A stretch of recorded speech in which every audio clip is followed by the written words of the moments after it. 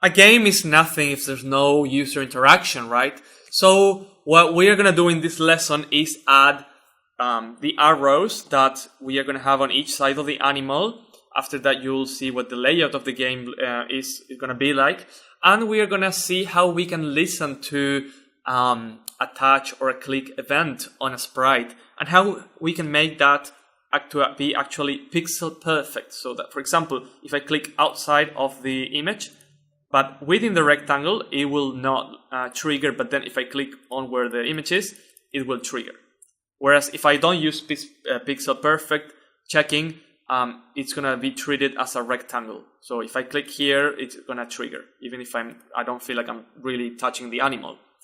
Let's start by adding the right arrow. This dot right arrow is going to be a sprite, game dot add dot sprite, position 580 on X. On Y, it's going to be at the center of the world. So this dot game dot world dot center X. See how I'm also using that on the center Y. Sorry. See how I'm also using that on the pig. So that's going to go on the center, and it's going to be the arrow key, which I've added up here. There you go. This is enough for me to see the arrow, but I want to set its anchor point to the middle. I usually like to work with anchor points in the middle. It's just easier to place objects, in my opinion. 0.5. And I'm also going to give it some... This is not going to be used right now, but we're going to use it later. So I'm adding a custom object in here, custom parameters. And I'll say that this one has a direction 1, because the right arrow, when you... Let me reload this. When you click on the right arrow, the animals are going to move on this direction. That's positive on X, so I'm calling that 1. And if it's moving to the left, from the right to the left, it's going to be -1. So why am I creating an object and then putting a lot of stuff in there? Well, just one thing now, but in other games we'll put a lot of stuff. It's because there are properties in the game like anchor, like angle, scale, and I don't want to collide with some of these properties by mistake. So that's why I created a custom parameters object, and then I put everything that's custom there. So I'm sure it's not going to crash with any existing framework feature that I might not be aware of.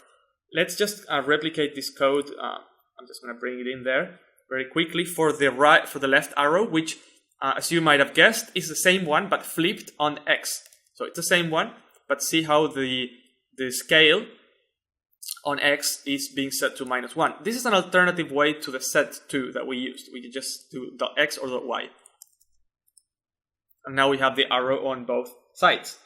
Now time to add the user input. So we need to enable user input in these two arrows. I'm going to start with the left arrow. So let's do left arrow allow user input. This dot left arrow dot input enabled equal true. That means that user input is enabled for this particular sprite. This dot left arrow dot input that's now available after we've enabled it dot pixel perfect click equals true. That means that I'm going to listen for pixel perfect, not just a big rectangle. And now what happens? Now let's add the event, because so far nothing's happening. Okay, input is enabled, but nothing is really happening. This dot left arrow dot event. The event is called on input down, which could be a touch event or a click event. It doesn't matter. This works on mobile, on web. And then we add a method. The method is going to call switch animal. And we have to pass the current object as well. This method doesn't exist, so we can add it. It's going to be called switch animal, and it's a new method that has two parameters. The first one is the actual sprite, and the second one is the event.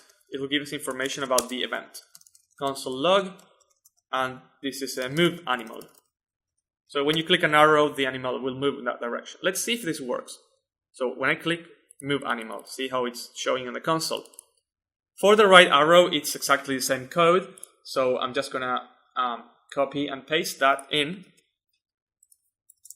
And then lastly, for the animal itself, we also want to enable user input, because when you touch the animal is when it's going to animate. So for the animal, I'm going to add a very similar code, which is, let's see, over here, input enable true, pixel perfect true, and the method this time is called animate animal. So we have to add that method as well.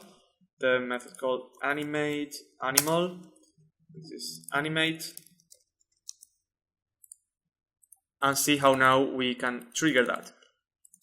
Word of warning regarding pixel perfect checks. Pixel perfect checks are more expensive in terms of computer power than a rectangle check, because you're basically testing on a pixel per pixel level.